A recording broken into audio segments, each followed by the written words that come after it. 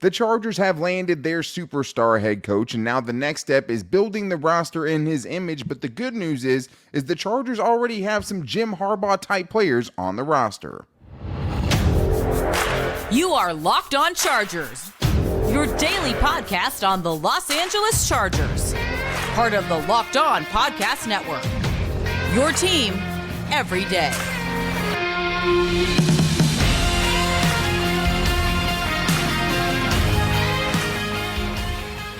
What is up, and welcome into the Locked On Chargers podcast. I'm your host, Daniel Wade, joined as always by my co-host, David Drogemeyer, and we've been covering the Chargers together for 8 seasons now, but this is our 6th year as the host of the Locked On Chargers podcast, bringing you your team every day. Thank you guys, as always, for making us your first listen, and to make sure you don't miss shows like today, getting into our Chargers mailbag, or tomorrow, where we're going live for Jim Harbaugh's first press conference afterwards. Make sure to follow or subscribe wherever you get your podcast from, and subscribe and follow on the Locked On Chargers YouTube channel. David, what do we got today?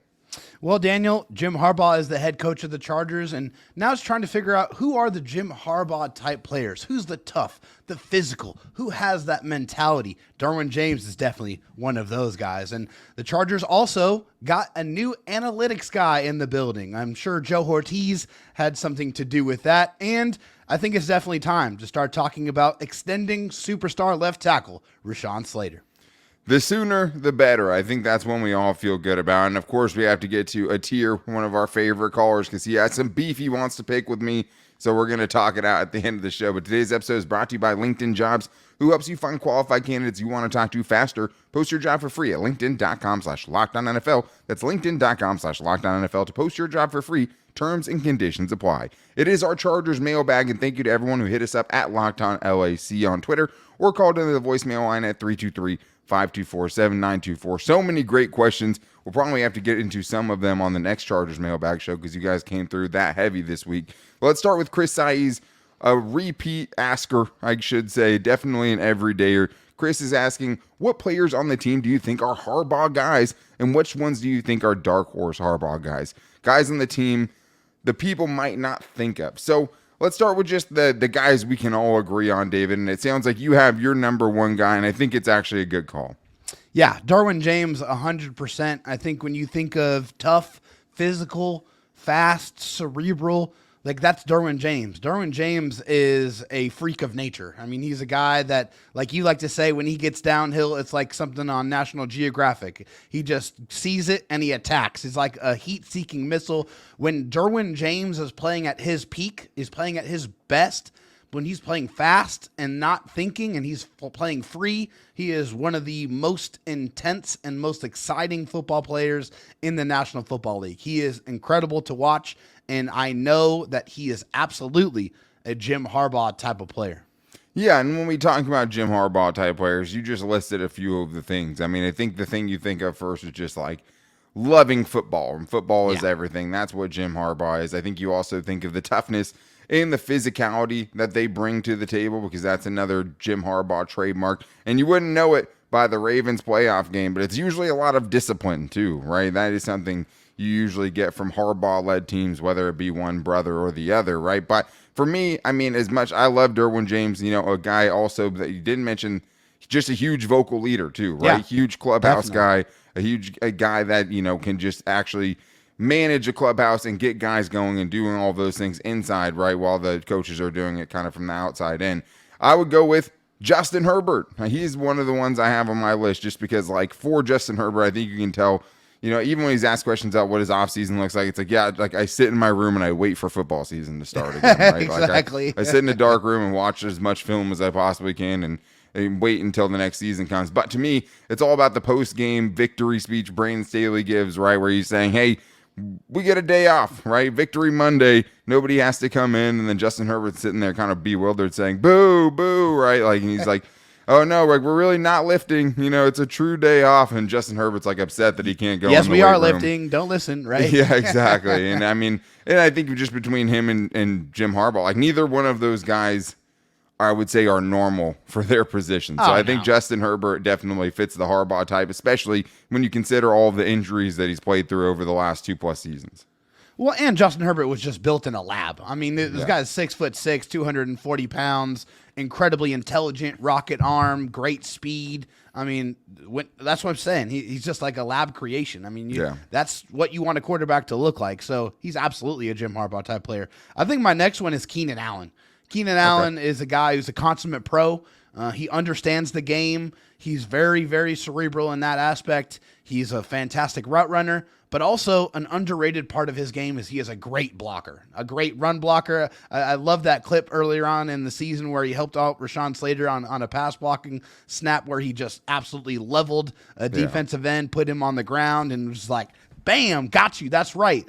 I mean, that's the type of player that Keenan Allen is. And, Jim Harbaugh, really named him, out by name specifically, saying that he's a pro's pro. Keenan Allen is absolutely a Jim Harbaugh type player.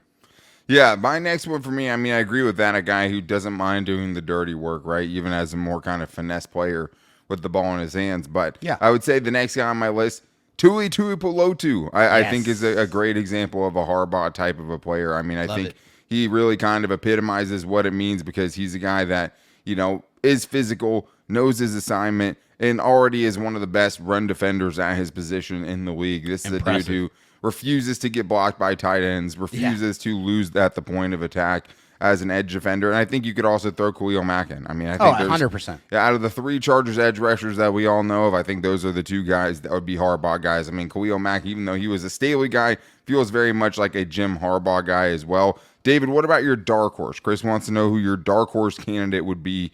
Who do you think you'd go with there as far as a dark horse Harbaugh type of guy? Yeah, so my dark horse probably is going to surprise a couple of people, but it is Darius Davis, the punt returner, kick returner. Darius Davis? Darius Davis. And the reason why is because this is a guy that gets extra yards, gets those hidden yards in the special teams realm. I mean, it's something you can't take for granted because we had Jacoby Jones who had almost a negative punt return average. This guy, Darius Davis, gets 10 yards a pop pretty much every single time that he touches the ball. And so he improves the field position play. And he is always one play away from taking it the distance and taking it to the house. And I think, having somebody that can really impact that third phase of the game and also on offense as well, I think it's something that for me is a dark horse type of Jim Harbaugh player. I mean, I don't know, man. I don't think of Jim Harbaugh guys as the smallest dude on the team, right? Usually I think bigger, just stronger, explosive, faster. though.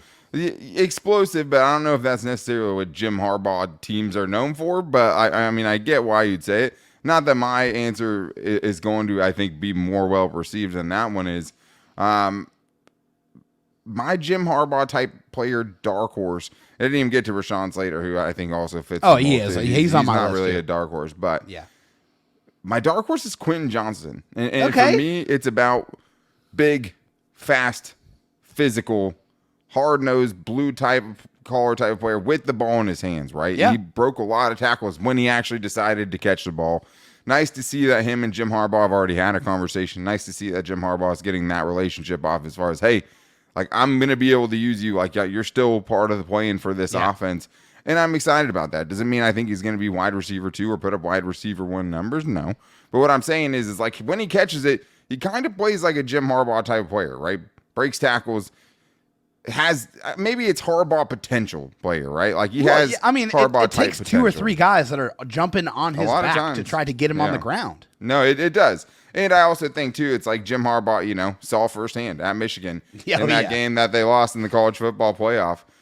Where, hey, this guy can be a game-changing player. I think he's excited to see what he can do with him. And I think, that's another kind of thing. It's like, hey, I'll start by showing you how much better of a coach I am than who you had before by actually showing how this first-round pick you took last year should actually be used. And I think that would be a great place to start. But I think all those other guys, though, Harbaugh type of players. But there's not a lot of guys we didn't get to that I would consider full-blown Harbaugh type of players. So I think that kind of shows you how much room there is to, start adding those type of players to the roster because there's not a ton of them, and we got to a lot of them in this. But even though Jim Harbaugh is an old-school type of coach, John Harbaugh and Jim Harbaugh are both guys that lean into the analytics. They kind of balance the old school and the analytics, and the Chargers just stole an analytics guy from the Ravens that I think they should actually be very, very excited about. So we're going to get into that and more coming up right after this.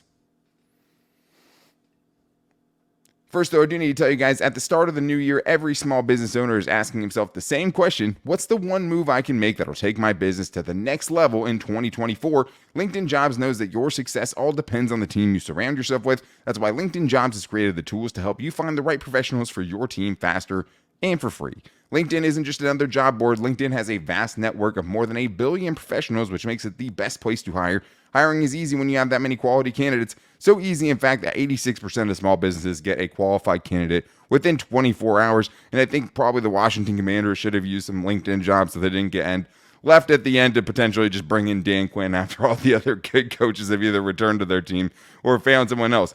Get LinkedIn Jobs. You can get the qualified candidates. You know, all that new money that's getting spent over there, you didn't find the quality candidate. And with LinkedIn Jobs, you can post your job for free. That's all you have to do at linkedin.com/LockedOnNFL. That's linkedin.com/LockedOnNFL to post your job for free. Terms and conditions apply.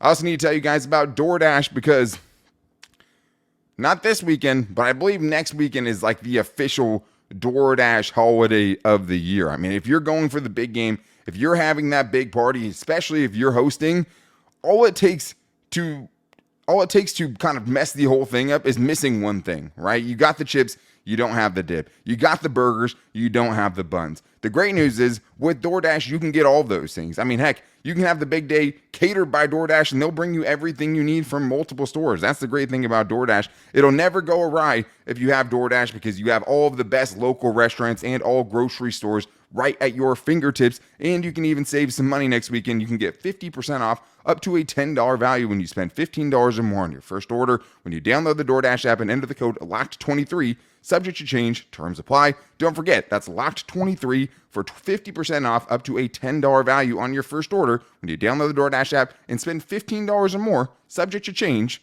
terms apply. David, I do want to continue getting into this mailbag, but we actually kind of had some news today because the Chargers made an analytics hire, which I think when you think of old school, hard-nosed football, you don't necessarily think of the analytics, but Michigan was a very analytics-driven school at the NFL level. The Ravens have been a very analytically driven team, and the Chargers made a big hire. According to Daniel Popper, he reported that the Chargers are hiring Ravens player evaluation and analytics manager Corey Krawiec. That's how I'm going to say his last name, but I could be totally wrong on that. If anyone has the pronunciation, send it to me, because this is someone that's hard to find interviewed, behind the scenes, front office guy. But David, another long tenured Baltimore Raven that is making the jump from Baltimore over to Los Angeles. I think this is a good move because this is someone that was running their analytics department. This isn't just some intern, right? This is a guy who's been with them since 2013 and knows how to run an entire department of analytics. And that's what I think Jim Harbaugh is going to try to build now that he has that full-on personnel control, to try to build this maybe and hopefully enlarging kind of what that department looks like at the moment. Yeah, and then, of course, you got to know that Joe Hortiz had a lot to do with this. I'm sure this is somebody that he worked with in close concert for a long time. And, and you see this is very common. Whenever you see any kind of GM move or head coach move, there's always going to be somebody within that same organization that usually gets brought along. And I think this was a very similar situation. Some of the things that he did with the Ravens, this is according to Ravens Wire, he supported the team's college scouting, pro scouting, and salary cap departments with data analysis and research to help the Ravens minimize their biases and make informed decisions. So that's essentially what he's going to be trying to bring to the Chargers. And hey, analytics is just about information. The more information you have, the better informed you are, the better decisions that you can make. And you're going to be trying to make those decisions in real time. And you got to have guys that can provide those answers right away. And this is what this move is all about.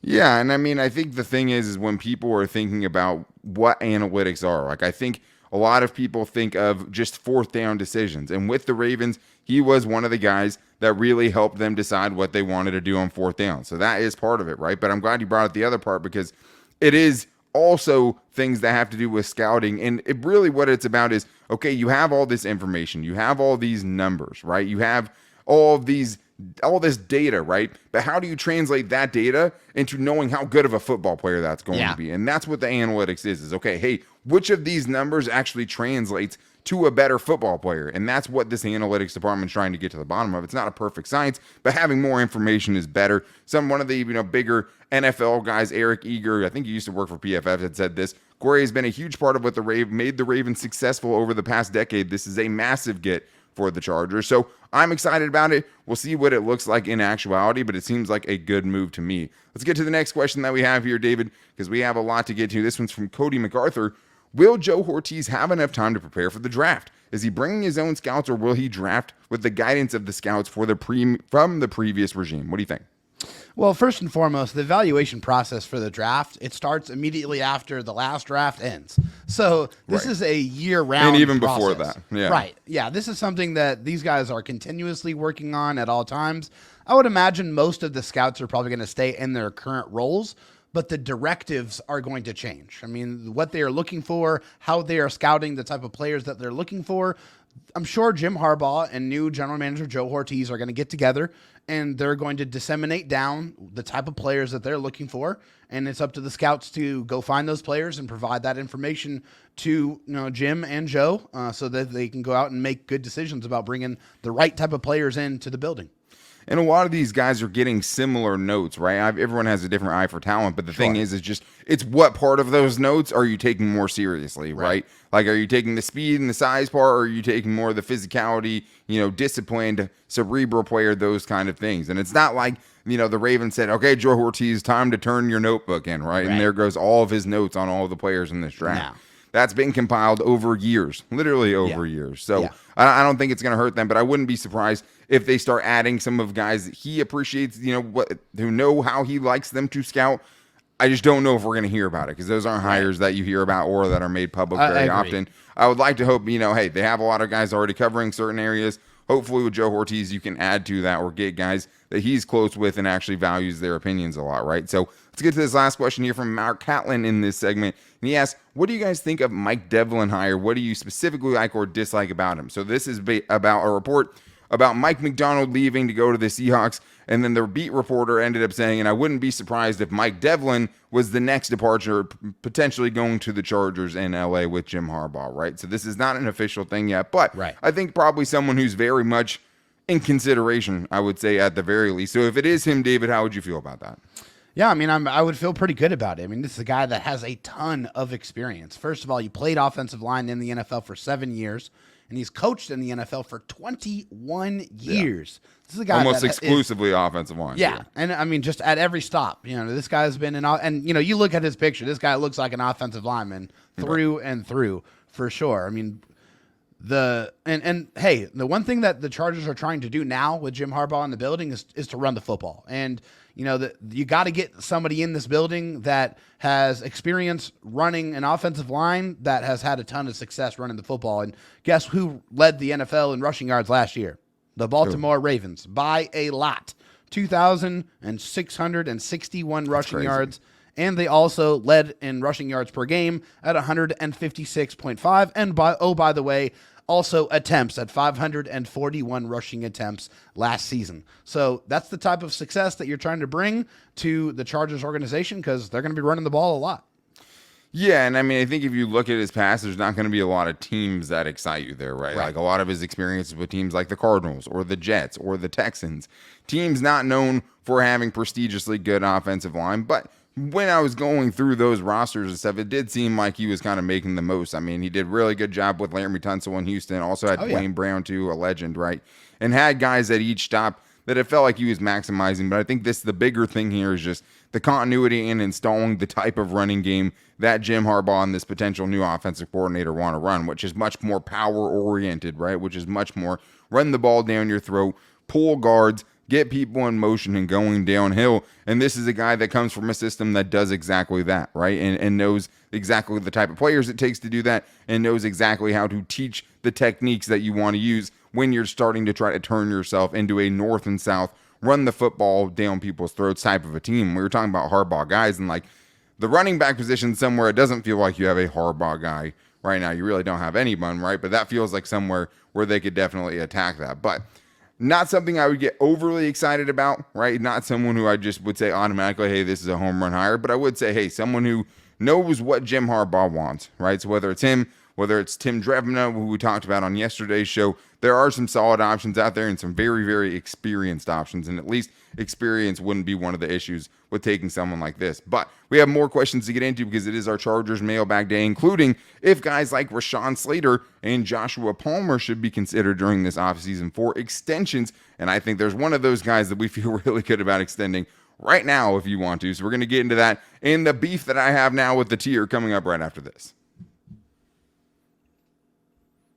First, though, I do need to tell you guys about Prize Picks, which is daily fantasy sports made easy. With Prize Picks, all you have to do is select 2 or more players, pick more or less on their projected stats, and place your entry. The more entries you hit on, the more you win. If you hit up on 6 of them, you can go win 25 times your money. And that's all you have to do. You're not picking lineups to go up against another lineup that can be almost identical to you. That could be a bot going against you, right? With Prize Picks, it's you versus the projections. You get to go through, find the ones that you like, find the ones you think are easily attainable by those players, and that's how you win, right? You go through and you do what you like, and that's what I love about Prize Picks that's different from other daily fantasy sites. So basically, it's this easy, right? For the big game coming up, you could go with, because they always have great promotions going on. This week, it's Patrick Mahomes, half of a passing yards. I think he could get that. That means all you have to do is hit on one more, right? Christian McCaffrey rushing for more or less than 87.5. George Kittle getting more or less than 49.5 receiving yards. It's that easy. So go to prizepicks.com/LockedOnNFL and use the code LockedOnNFL for a first deposit match up to $100. That's prizepicks.com/LockedOnNFL. Promo code LockedOnNFL for that first deposit match up to $100. Prize Picks, daily fantasy sports made easy.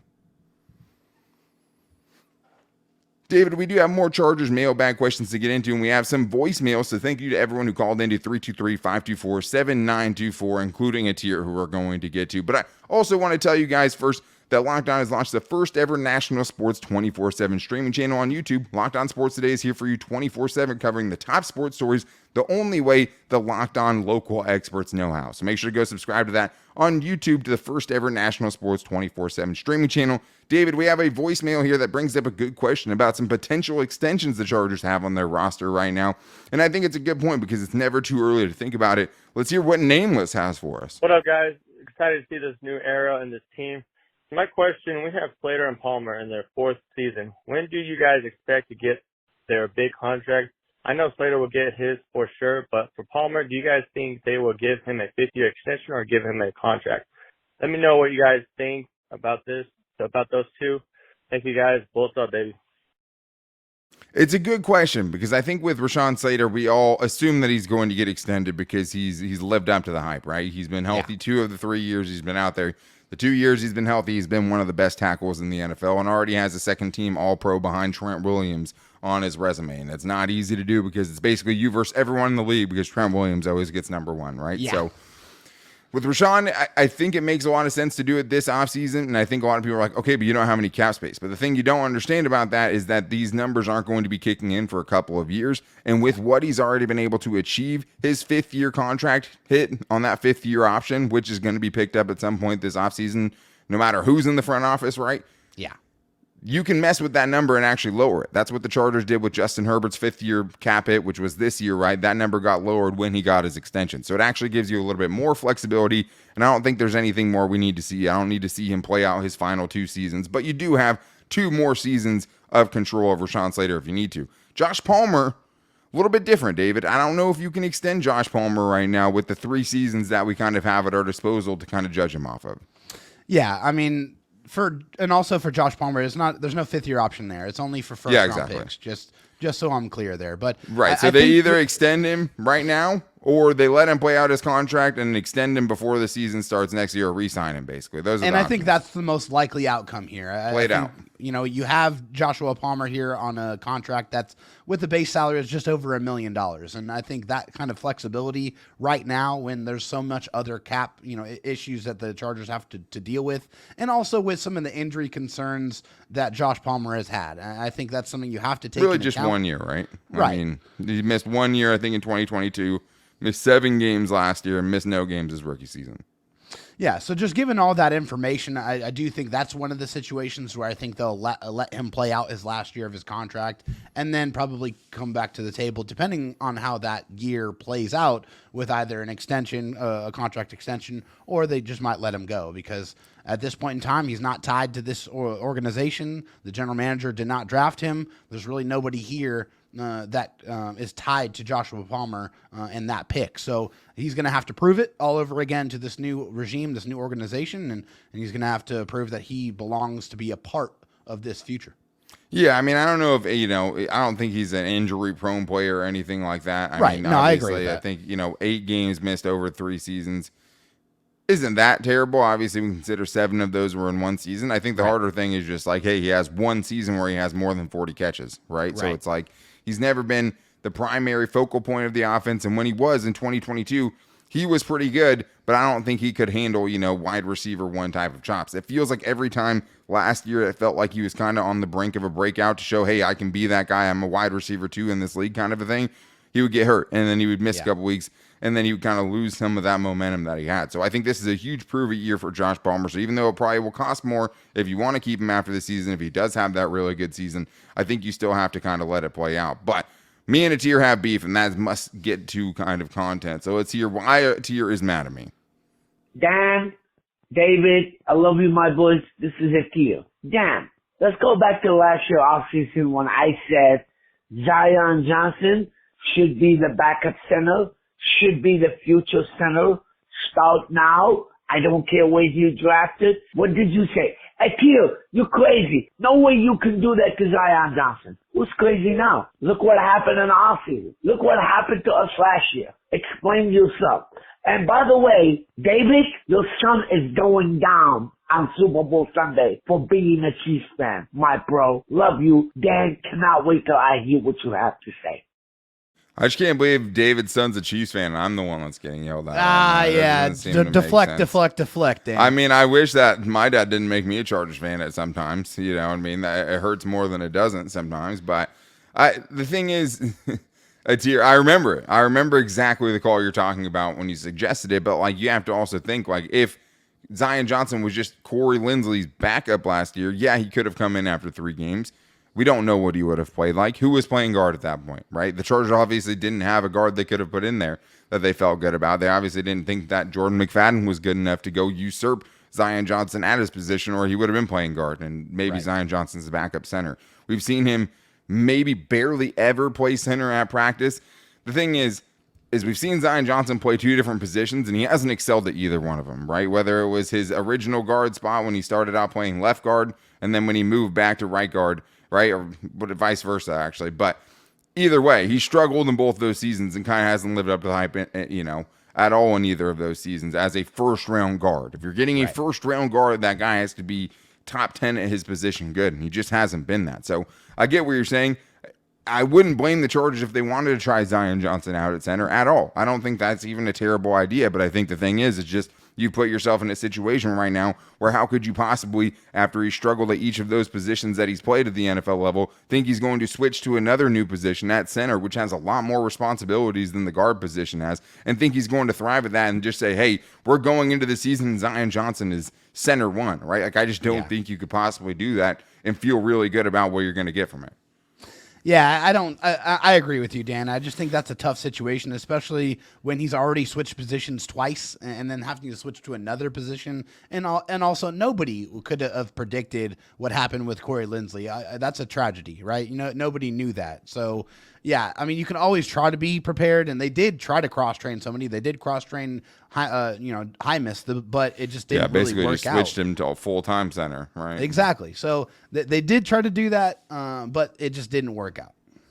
Yeah, so I mean, the thing is like, hey, if they want to try him out at center in training camp, I'm all for it. But I just don't know if that's going to be the case. I mean, we all know that there's, some potential Michigan offensive line coming in the draft. Maybe Jim Harbaugh already has a replacement in playing for one of these guard positions with Jamari Sawyer and Zion Johnson, right? I think what you're hoping is, whoever the line coaches can get more out of those guys than we've seen from them the last couple of seasons, at least since Frank Smith left.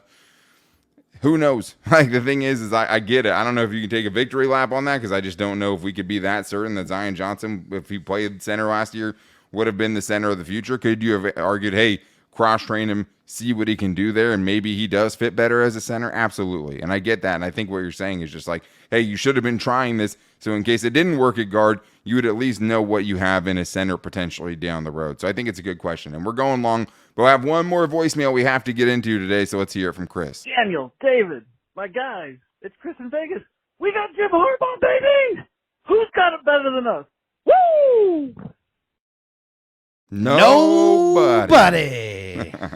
That's awesome, man. I mean, just even hearing stuff like that is so cool that this is our life right now, right? Yeah, having Jim Harbaugh, and we're all so excited about it. And that's why we are so excited to hear what he has to say, because there's definitely going to be some weird, quirky stuff in this press conference on Thursday. So make sure you guys are with us on Thursday night for the live show where we have breaking down Jim Harbaugh's first press conference. And to do that, go follow or subscribe to for free on the Locked On Chargers YouTube channel. Listen wherever you get your podcast from. And you can also find our live show and our reactions to everything on our social media. You can find us on Twitter at Locked On LAC, on our Instagram at Locked On Chargers, and our Locked On Chargers Facebook page. You can also find me on Twitter at Dan Talk Sports and David Jergemeyer at Dro Talk SD. Thank you to everyone that called into the voicemail line at 323-524-7924. Remember, if you ever want to get your Chargers 30-second question in, you can call it in and get your voice on the program. So thank you guys so much for checking out today's show. Can't wait to be back here with you guys tomorrow for this first Jim Harbaugh press conference. But until then, take it easy and go Bolts.